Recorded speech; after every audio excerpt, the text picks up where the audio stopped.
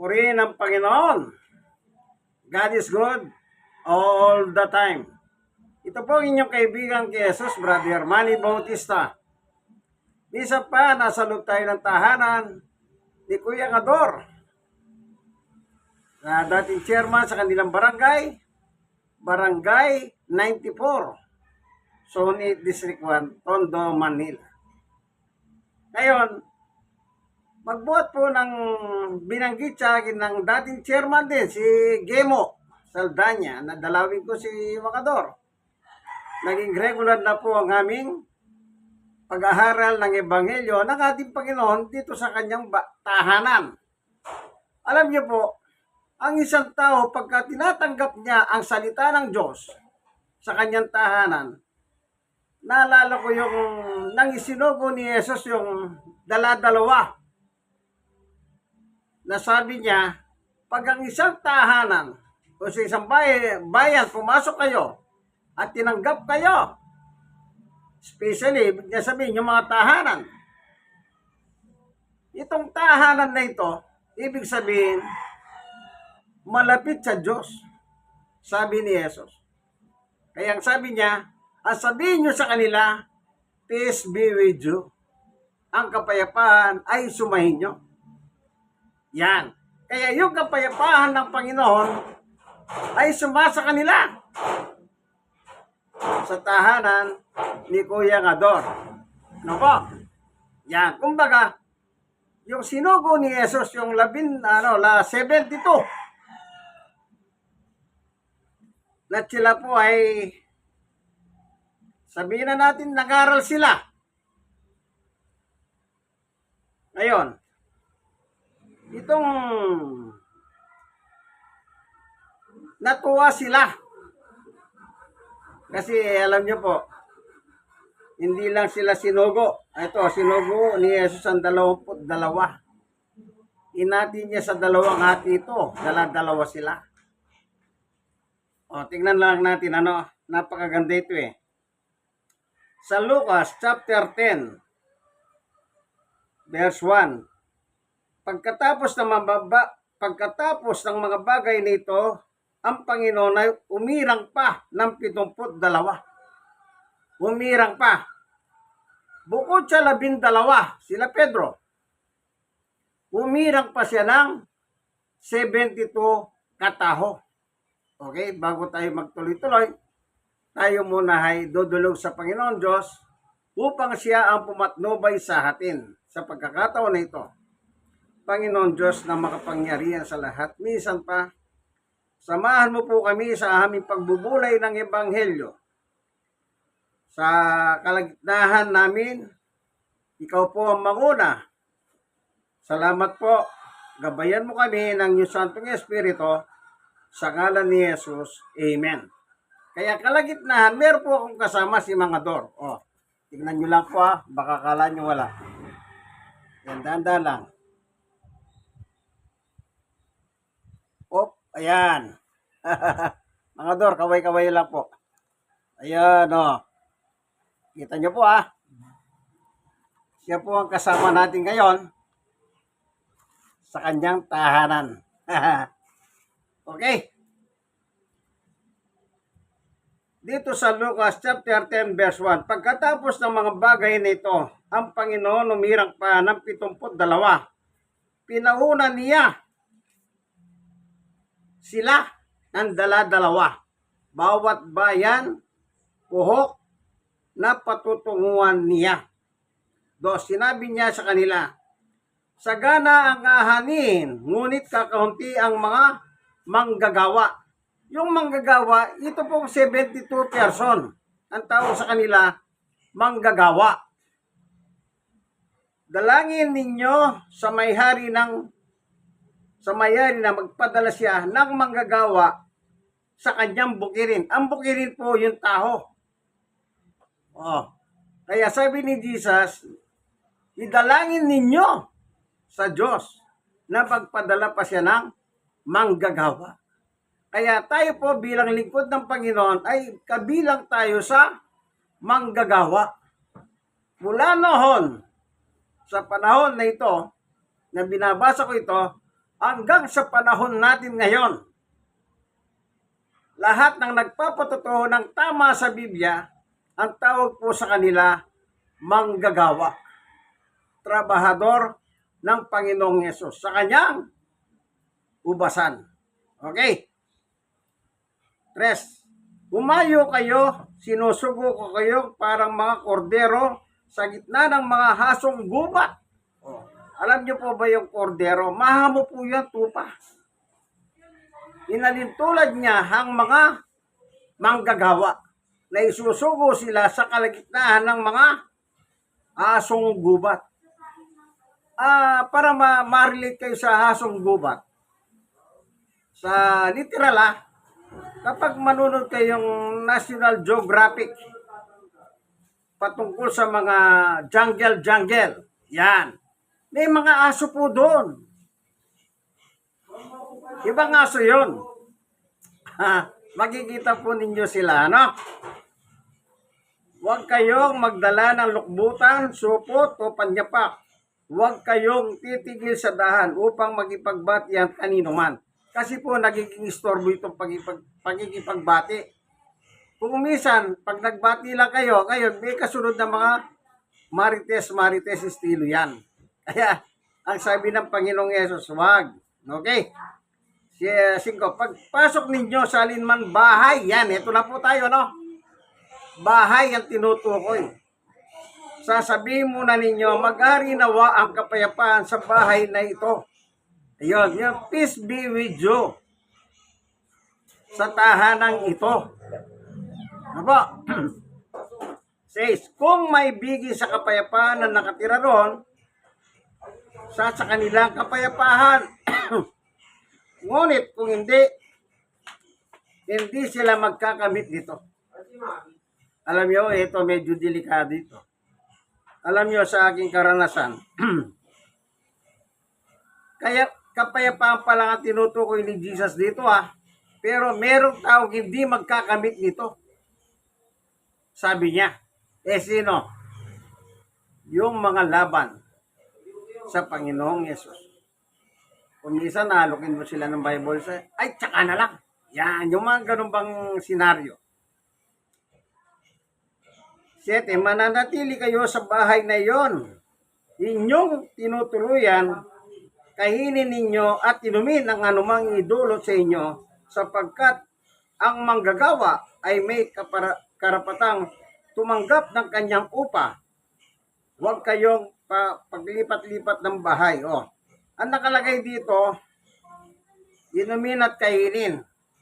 Sometimes, karanasan po ng mga manggagawa, ang bawat tahanan na mapasok nila, ang mga tao po doon, dahil may ibigay sila sa salita ng Diyos, hindi lang sila nakikinig, nag-ahandog sila ng pagkain.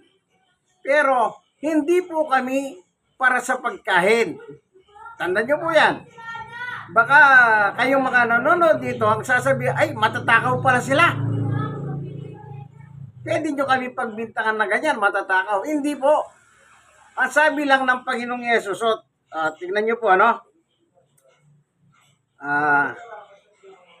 kanin ninyo at inumin anuman,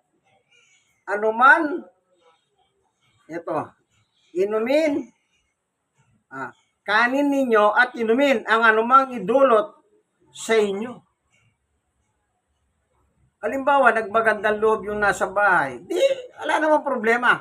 Kung gusto mong kainin, di kainin mo. Kung ayaw mo, di wag. Pero, sinasabi na nga ng Panginoong Yesus, ang utos ay kainin at inumin. Yan.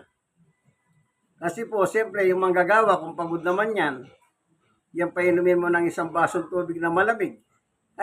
Hindi po nawawalan ng ganti yan. Tandaan nyo po yan, tubig pa lang, hindi man nawawalan ng ganti. How much more? Na igit pa doon. Ano po? Kaya wag po kayong parang malikot ang kaisipan. Yung iba kasi, yung kaisipan nila,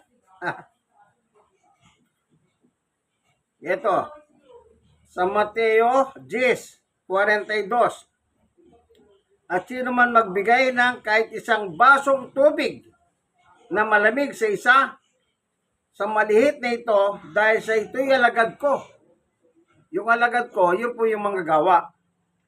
Tinitiyak ko sa inyong tatanggap siya ng gantimpala. Kita nyo po, yung tubig lang, meron na pong kapalit na gantimpala mula sa Panginoong Yesus. Amen. Okay. Ano pa nakalagay sa 8? Kapag tinanggap kayo sa alinman mang bayan, kanin ninyo ang anumang ihain sa inyo. Yan, direct na sinasabi. Saan man bayan kayo, kanin ninyo. Putos, hindi po pala masama ang kumain kung inaahinan ka ng pagkain ng mga tao doon. Okay?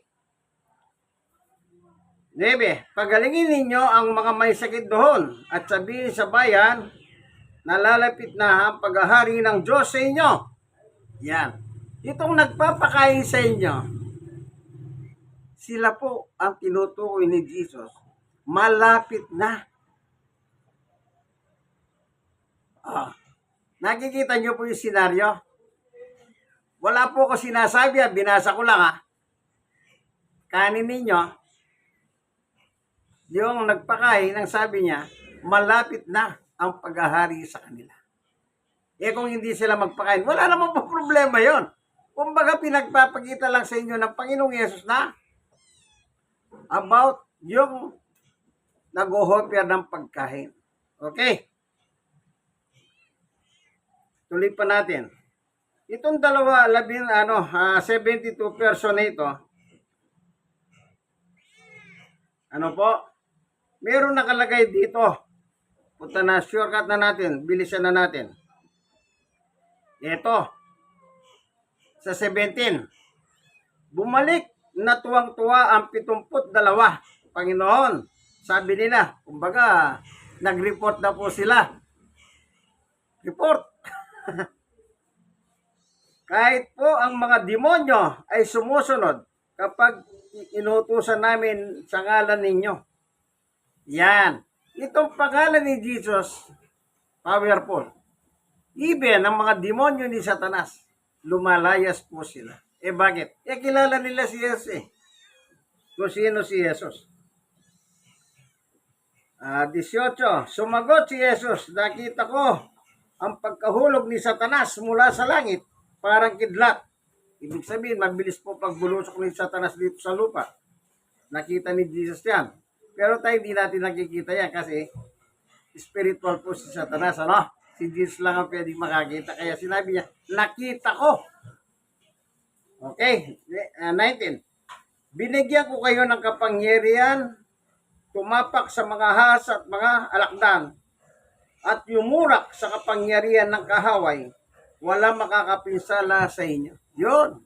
Ito naman po yung proteksyon ng mga manggagawa. Heavily guarded sila ni Jesus. Heavily guarded sila. So, walang makakapaminsala sa inyo. Karanasan ko po yan. Praise the Lord. Meron po sumusubaybay sa akin, may dala po siyang kutsilyo. Papatayin ako Alam niya yung pag-alis ko sa bahay kung anong oras ako umalis. Pero biyaya ng Diyos. Kada umalis po ako sa bahay, wala siya. Kita nyo ba? Kumbaga, pinuproteksyonan ka ng Diyos. Bakit alam ko may dalang kutsilyo? Kinukwento po nila yung mga iba naming kapitbahay na yung nag-aantay sa akin, nag-aasa siya ng kutsilyo. Pero biyaya ng Diyos naman, kada bumababa ako ng bahay sa madaling araw para dumalo sa aming prayer, wala siya. Sa isang pagkakataon, nandun po siya. Nandun siya.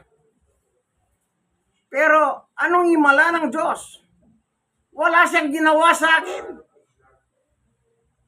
Wala siyang ginawa sa akin. Ngayon yung bata na yon, ano po? Wala na po kasi ang ugali, may pagka Alam niyo po yung batang hindi masyado nagagabayan, naging masama ang ugali. Pero ngayon wala na, patay na po siya, no? Okay? Yun ang biyaya ng Diyos. Kaya sinabi ni Jesus dito, hindi kayo maano. Yun po yung protection, ano? Tuloy tayo. Pansinin niyo po rito. Sa verse 20, gayon man, magalak kayo hindi dahil sa suko sa inyo ang masamang espiritu, kundi dahil sa nakatala sa langit ang pangalan ninyo. Ito po yung pinakamahalaga.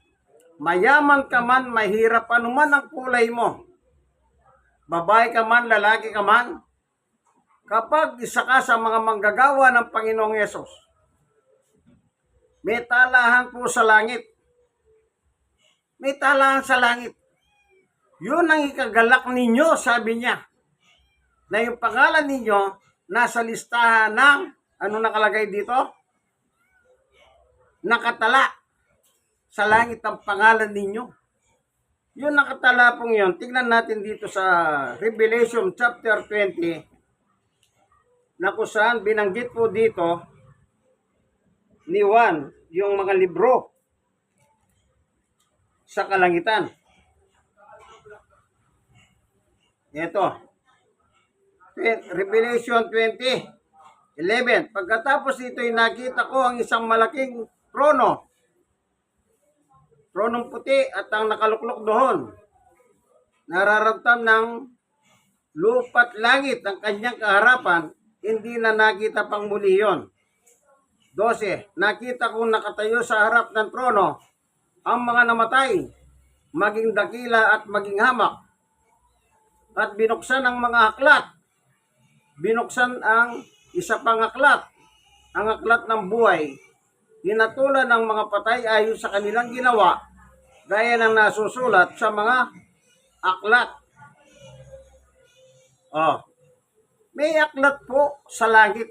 Yun ang tinutukoy po doon sa sabi ni Jesus, na yung pangalan ninyo nakatala sa langit.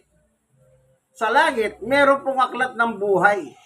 Ibig sabihin, pag manggagawa ka ng Panginoong Yesus, nandun ka po sa aklat ng buhay. Nakatala ang pangalan mo. Ulitin natin ha. At nakita kong nakatayo sa harap ng trono ang mga namatay, maging duka at maging amak. Mga tao na po ito. At binuksan ang mga aklat. Marami ito. Mga aklat. Binuksan ang isa pang aklat. Isang aklat lang ito. Ang aklat ng buhay. Yung mga aklat, maraming aklat yun. Hinatulan ng mga patay ayon sa kanilang ginawa, gaya ng nasusulat sa mga aklat. Yung mga aklat, yun po yung nakapangalan ng tao na aatulan ng Panginoon bilang hukuman sa langit. Ayon sa kanilang ginawa. Kailan? Nung nabubuhay sila dito sa ibabaw ng mundo. Ano man ang gawin mo rito, kaibigan, merong aklat doon sa langit. Doon itinatala sa tuwinang may ginagawa ka. Masama man at mabuti. Nakatala. At babatayan ng Diyos yung ginawa mo. Ayon sa ginawa mo, nung nabubuhay ka pa dito sa lupa. Doon ibabatay ngayon ang paghatol sa iyo, kaibigan. Gumawa ka ng masama o gumawa ka ng hindi masama. Pero yung manggagawa, nakabukod yung libro. At binuksan pa ang isang aklat. Isang aklat. Talahan ng mga manggagawa ng ating Panginoong Yesus. Doon sa langit. Kaya sabi niya, the 72 persons, magalak kayo, hindi sa dahil napasuko ninyo mga demonyo, napalayas niyo mga demonyo, kundi ang pangalan nyo nakatala sa aklat ng langit. Yun po yun. Kasi manggagawa po sila. Pero yung mga inahayuan nila, nandun sila sa mga aklat. kung ito bang mga taong ito ay nagsisunod po sila o hindi. Tandaan po ninyo kung sila'y sumunod o hindi. Pero tignan natin, panguling talata. Anong sabi ng ating Panginoong Yesu-Kristo? Anong gusto niya bang mangyari sa mga tao? Sabi ni Jesus, ito po. Sa Mateo 28, 19 at 20. Kaya tumayo kayo at gawin ninyong alagad ko ang lahat ng bansa, mga tao po, bautismuhan ninyo sila sa ngalan ng anak, ng ama at ng anak at ng Espiritu Santo. 20. At turuan sumunod sa lahat ng ipinag-uutos ko sa inyo. Yon. Kaya nakabatay po sa iyong pagsunod, kaibigan. Kapag narinig mo, hindi mo sinunod, ay delikado. Nakalagay po yun eh. At turuan sumunod sa lahat ng inihutos ko sa inyo.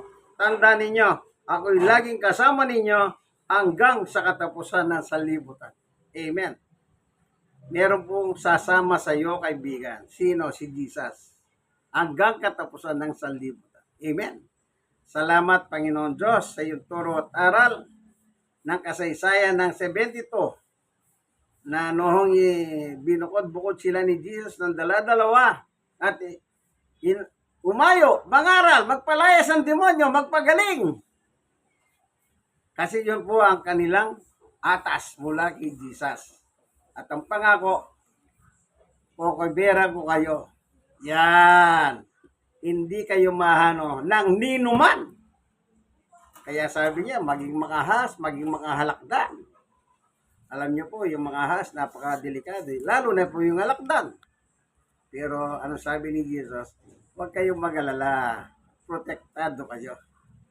At hindi lang kayo protektado, sasamahan ko pa kayo hanggang sa katapusan ng sanlibutan. Salamat po, Panginoon Diyos, sa iyong pagtuturo sa ngalan ni Jesus. Amen. Minsan pa, ito pong inyong kaibigan kay Jesus, Brother Manny Bautista. Kasama po si Kuya Dor. Andito tayo sa loob ng kanyang tahanan. Alam nyo, malamig dito. Kasi ground floor ito eh. Meron pa siyang itahas. Kaya kahit anong init ng panahon, itong lugar na ito, naninilugar niya, stay na malamig ang simoy dito. Po, ito po ang inyong kaibigan kay Jesus, Brother Manny Bautista. Kayong mga nanonood, like, share na share. Kayong mga na-share, ni-share nyo po sa iba. Malay ninyo. Sa inyong pagsishare sa kanila, ito po pala kanilang iniintay. Salamat po, mga kaibigan. God bless us all. Bye-bye.